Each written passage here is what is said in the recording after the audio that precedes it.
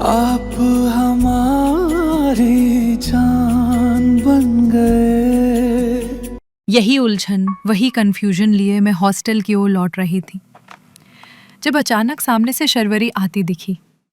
ओहो मीरा, तो फिर क्या चल रहा है आजकल?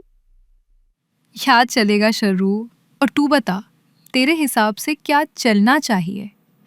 मैंने भी उसे उसी के अंदाज में पलट कर जवाब दे दिया। मुझे एक बात समझ नहीं आती यार। वो बोली, लोग वीकेंड में पार्टी करते हैं, मस्ती करते हैं, घूमते हैं, और तू किस ग्रह से आई है जो पूरा संडे लाइब्रेरी में ही निकाल दिया? वह मुस्कुरा दी। आज मैंने एक कमाल की किताब पढ़ी, इतनी गहरी, इतनी असरदार कि पता ही नहीं चला कब सुबह हुई और कब शाम ढल गई। ओ प्लीज शर्वरी ने आंखें घुमाई। मत बोलना कि तूने पूरा संडे एक नॉवेल पढ़ने में बर्बाद कर दिया। मैं रुकी, उसकी ओर देखा और शांत स्वर में कहा, ना, करेक्शन प्लीज, बर्बाद नहीं, बल्कि आज का दिन मेरी जिंदगी के सबसे ज़रूरी सबकों में से एक दे गया है, जो किसी पार्टी में नहीं मिलते, किसी म्यूजिक या चकाचौंध में नहीं। ओह, और वो क्या खास सीख है? शर्वरी ने अब थोड़ी दिलचस्पी से पूछा। मैंने गहराई से कहा, ये कि अपने एहसासों को कभी छुपाना नहीं चाहिए, चाहे वो कितने भी सादे, अजीब या बेवकूफ़ी भरे ही क्यों ना लगे। जो फील होता है उसे कह देना चाहिए, है ना। कभी कभी जिंदगी भर पछताना पड़ता है। शर्वरी कुछ सेकंड चुप रही, फिर मुस्कराई। वाह, क्या बात है मिस मीरा जी। कभी कभी मुझे लगता है तू गलती से इस कलयुग में पैदा हो गई है। तुझे तो किसी देवयुग में होना चाहिए था। ये कलयुग, पार्टी, इंस्टा रील्स वाली दुनिया तुझ पर सूट ही नहीं करती। चल हट पागल लड़की। मैंने उसे हल्का सा धक्का दिया और हम दोनों हंसते हुए हॉस्टल की तरफ बढ़ गए। आज मैनेजमेंट के सर ने अचानक क्लास में एक अनाउंसमेंट कर दिया। अगले हफ्ते कॉलेज की ओर से एक इंडस्ट्रियल विजिट रखी गई है। जैसे ही उन्होंने कंपनी का नाम लिया, अरविंद क्लोथिंग एंड फैशन, पूरा क्लास एकदम एक्साइट हो गया। शायद ये कंपनी वाकई बड़ी थी। नाम सुना तो ऐसा लगा जैसे सबको एक साथ झटका लगा हो। ओह, वहाँ जाना है, जैसी फुसफुसाहटें चारों ओर। हमें वहाँ उनकी फैक्ट्री विजिट करनी थी, देखना था कि कैसे फैशन इंडस्ट्री अंदर से काम करती है। इसके बाद एक रात का होटल स्टे था और अगले दिन एक सेमिनार, जिसमें किसी बड़े इंडस्ट्री एक्सपर्ट का मोटिवेशनल सेशन भी शामिल था। सबसे अच्छी बात ये थी कि इस पूरे विजिट के लिए कोई एक्स्ट्रा फीस नहीं ली जा रही थी, तो मैंने भी बिना ज़्यादा सोचे अपना नाम दे दिया। कुछ नया देखने समझने मिलेगा, थोड़ा ब्रेक भी, और शायद कुछ सीखने लायक भी। शर्वरी तो बिल्कुल 7वें आसमान पर थी। उसे तो बस कोई भी बात चाहिए होती है एक्साइट होने के लिए। वो हर बात में वाव और ओएमजी खोज ही लेती है। अरे मीरा, तूने क्या पैक किया? वो मेरे पीछे ही पड़ गई थी। शर्रू, हमारी विजिट अगले हफ्ते है, और वो भी सिर्फ 1 नाइट एंड 2 डेज की। इतनी जल्दी क्या है? मैंने हंसते हुए कहा। जल्दी? ओ हेलो, तुम जैसी सुस्त आत्मा को क्या ही समझ आए। ये फीलिंग्स होती है एक्साइटमेंट के। प्रेपरेशन भी पार्ट होता है ट्रिप का। उसने मुस्कुराकर जवाब दिया और फिर अपने बैग की जिप चेक करने लगी। मैं बस उसे देखती रही। सोचा, कभी कभी शरू की ये बेवजह की खुशी कितनी अच्छी लगती है, मानो छोटी छोटी बातों में वो जिंदगी को जश्न बना लेती हो। आखिरकार वो दिन आ ही गया। हम सब एक बड़ी सी प्राइवेट बस में बैठकर अरविंद क्लोथिंग एंड फैशन की फैक्ट्री विजिट के लिए निकल पड़े थे। बस के अंदर एक अजीब सा शोर था। हंसी मजाक, म्यूजिक, सेल्फीज, सबकी अपनी अपनी दुनिया थी। मैंने गौर किया कि आज तो सारी लड़कियां कुछ ज्यादा ही तैयार होकर आई थी। किसी ने स्टाइलिश जीन्स पहनी थी तो कोई ट्रेंडी टॉप में थी। किसी के बाल खुले तो किसी के कानों में झुमके चमक रहे थे। मुझे थोड़ी देर के लिए सच में अजीब सा लगा। मैं तो बस एक सिंपल सी चूड़ीदार ड्रेस पहनकर आ गई थी, ना कोई मेकअप, ना कोई एक्सेसरीज। एक पल को लगा शायद मुझे भी थोड़ा तैयार होकर आना चाहिए था।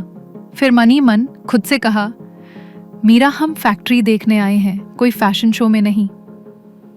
फैक्ट्री पहुंचते ही सबसे पहले हमें सेफ्टी इक्विपमेंट्स दे दिए गए, दस्ताने, हेलमेट और शू कवर। जैसे ही हम फैक्ट्री के अंदर दाखिल हुए, मेरी नज़र सीधी सामने गई और मैं एक पल के लिए ठिठक गई। स्वामी, वो एकदम सामने खड़े थे, सलीकेदार फॉर्मल ब्लेजर में, गले में आईडी कार्ड पहने, आंखों में वही शांत गहराई और चेहरे पे हल्की सी गंभीर मुस्कान। मैं एकदम स्तब्ध रह गई। ये ट्रिप तो सिर्फ फर्स्ट ईयर स्टूडेंट्स के लिए थी, फिर स्वामी यहाँ। पर अगले ही पल मेरी नज़र उनके आईडी कार्ड पर पड़ी, जिस पर कंपनी का नाम छपा था और नीचे साफ लिखा था, Arvind clothing and fashion private limited. एक हल्की सी सिहरन मेरी भीतर दौड़ गई। स्वामी यहाँ काम करते हैं?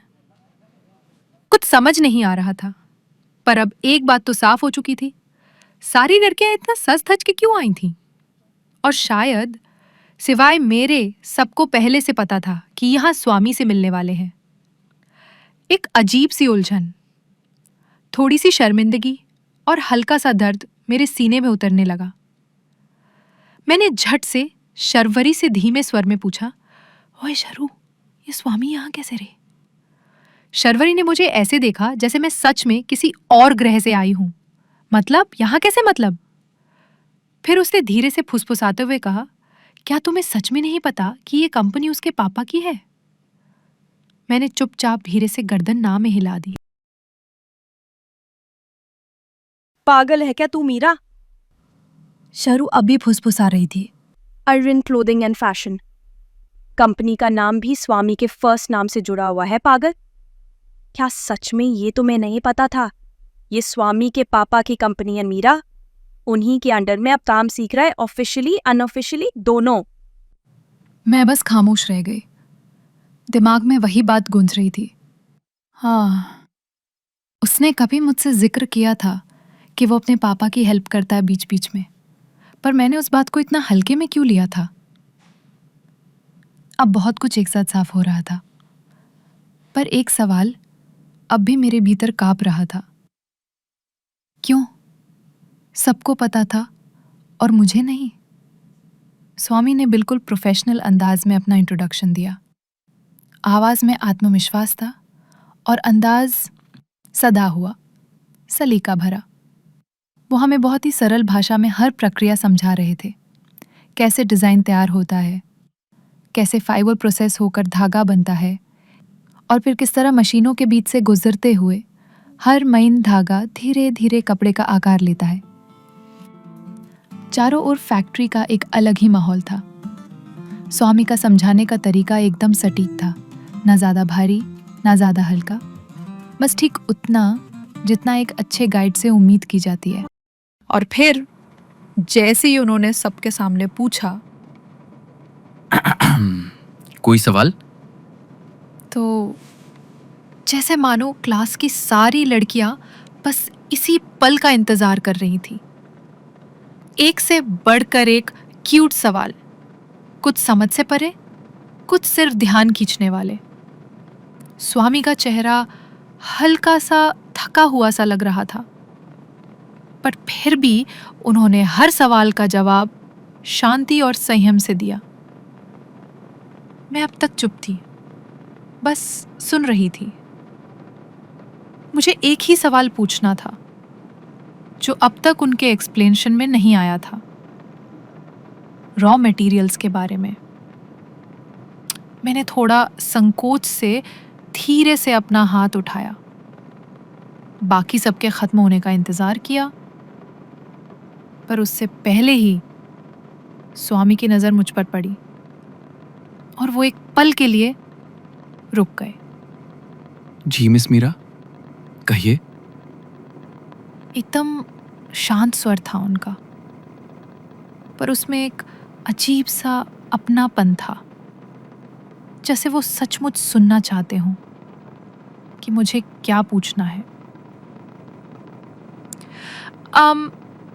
मुझे ये जानना था कि रॉ मटेरियल्स आप लोग इंपोर्ट करते हैं या लोकल वेंडर्स से लेते हैं?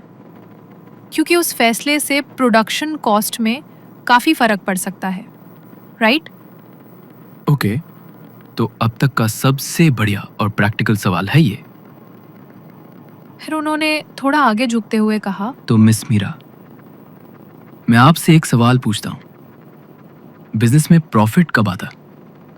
मैंने तुरंत जवाब दिया, जब लोग हमारे प्रोडक्ट को पसंद करें और वो ज़्यादा बिके। बिल्कुल सही। और लोग पसंद तभी करेंगे जब क्वालिटी अच्छी हो। इसलिए लोकल वेंडर हो या इंपोर्टेड, मुद्दा सिर्फ एक है, क्वालिटी। फिलहाल हमें ऐसा कोई लोकल वेंडर नहीं मिला जो वो क्वालिटी दे पाए जो हमें बाहर से मिल रही है। मैंने मुस्कुराकर धीमे से कहा, ओके, अंडरस्टूड सर। क्या मैंने उनको सर बोला था?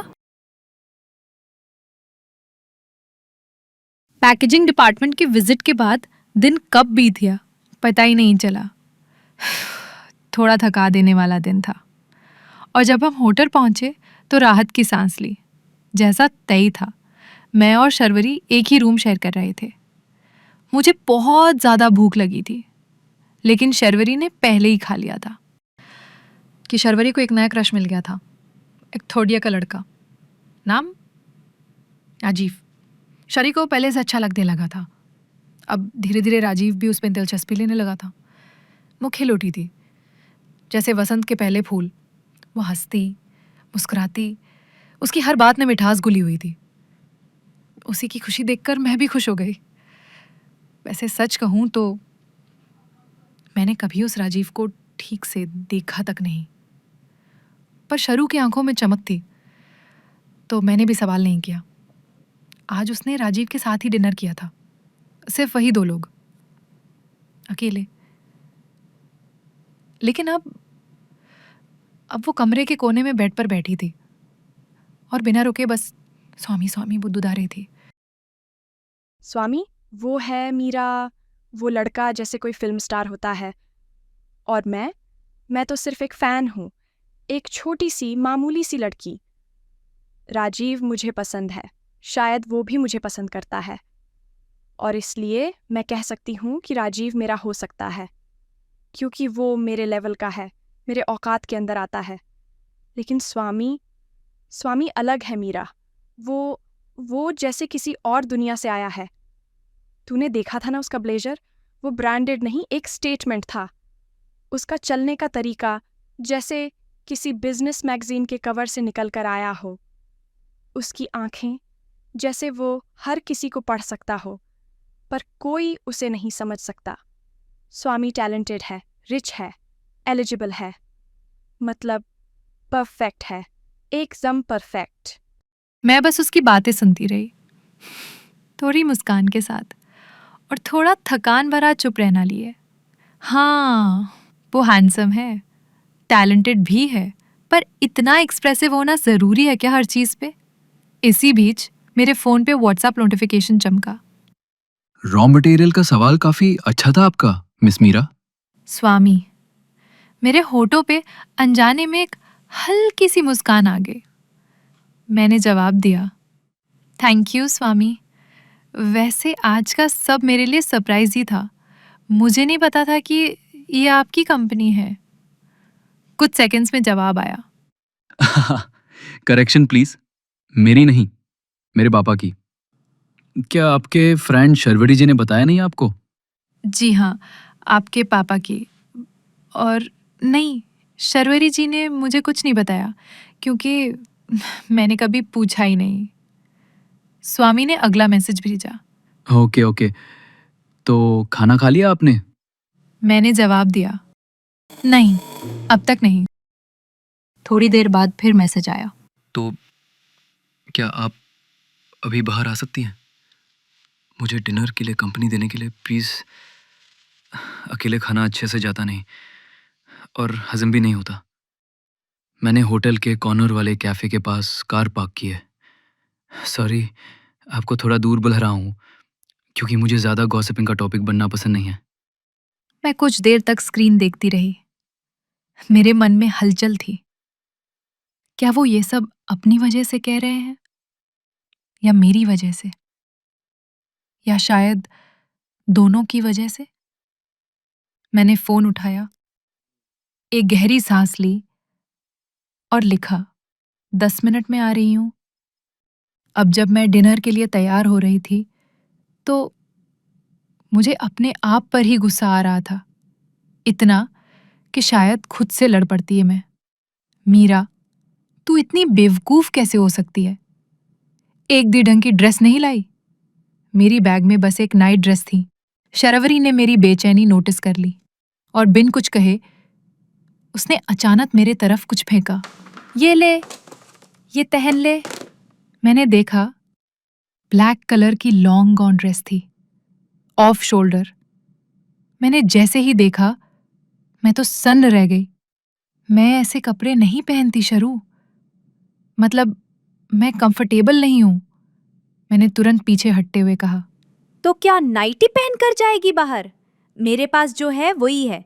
बाकी की ड्रेसें या तो शॉर्ट है या फिर तेरे टाइप की नहीं। और ये ड्रेस इतनी भी एक्सपोजिव नहीं है मीरा, पूरा कवर है, बस स्लीवलेस है और थोड़ा ऑफ शोल्डर, दैट्स इट। पर शरू, इसके स्लीव्स ही नहीं है। मैंने घबरा कर कहा। हाँ तो स्लीवलेस है, नॉर्मल है आजकल, रहने दे तू। मीरा जा, तू अपनी फूल वाली नाइटी पहन के जा। मैंने गहरी सांस ली। कोई और ऑप्शन तो था नहीं। ठीक है, दे दे, पहन रही हूं, मैंने धीरे से कहा, थोड़ी उदासी, थोड़ी मजबूरी और थोड़ी जिज्ञासा के साथ। शरू मुस्कुरा दी, जैसे उसका मिशन पूरा हुआ। ये ले, ये डायमंड स्टड इयरिंग्स पहन ले, सूट करेंगे। मैंने धीरे से कानों में वो छोटे से चमकते स्टड्स लगाए, फिर बाल खोले, हल्का लिप ग्लॉस लगाया और बस आईने में देखा।